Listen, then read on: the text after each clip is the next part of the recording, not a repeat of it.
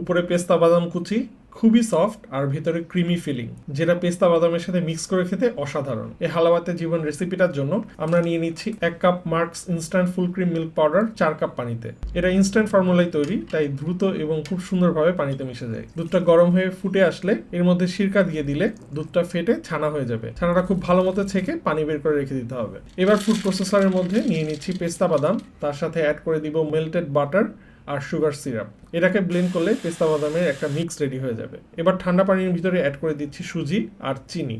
এটাকে properly mix করে জাল দিয়ে কুক করলে এরকম ঘনত্বের একটা লিকুইড পেয়ে যাবেন। এর ভিতরে দিয়ে দেবো শ্রেডেড মোজারেলা চিজ, হালকা একটু নেড়ে এর ভিতরে দিয়ে দেবো আমাদের যে পেস্তা বাদামের মিক্সটা সেটা। এবার এটাকে ভালো মতো নেড়ে নেড়ে প্রপারলি মিক্স করতে হবে। মেন টার্গেট হচ্ছে একটা ডো টাইপের কনসিস্টেন্সিতে আনা। ডোটা রেডি হয়ে গেলে ক্রিমি ফিলিং বানানোর জন্য আমরা 1 কাপ পানিতে 3 টেবিল চামচ Marks instant full cream milk powder add করে নিব।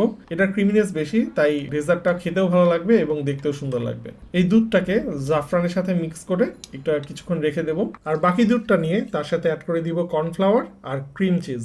এবার এটাকে ভালো মতো মিক্স করে অ্যাড করে দিব চিনি এবং জাফরানের সেই মিক্সটা। আর আগে থেকে বানানো দুধের ছানাটা হাত দিয়ে একটু ম্যাশড করে নিয়ে এর ভিতরে অ্যাড করে দিব।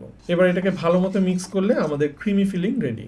এবার সবকিছুকে একসাথে করার পালা। চিজের ডোটা সুন্দর মতো বেলে নিয়ে চারিদিক থেকে কেটে নিয়ে স্কোয়ার শেপ করতে হবে। এটার থিকনেস আমরা এমন রাখতেছি। এর মাঝে ক্রিমি ফিলিংটা অ্যাড করে দিতে হবে। তারপর এটাকে সুন্দরভাবে কেয়ারফুলি মুড়ায়ে হালকা প্রেস করে আটকে দিতে হবে। দেন ছোট ছোট ফিঙ্গার সাইজ বা বাইট সাইজ হিসেবে এটাকে কেটে ফেলতে হবে।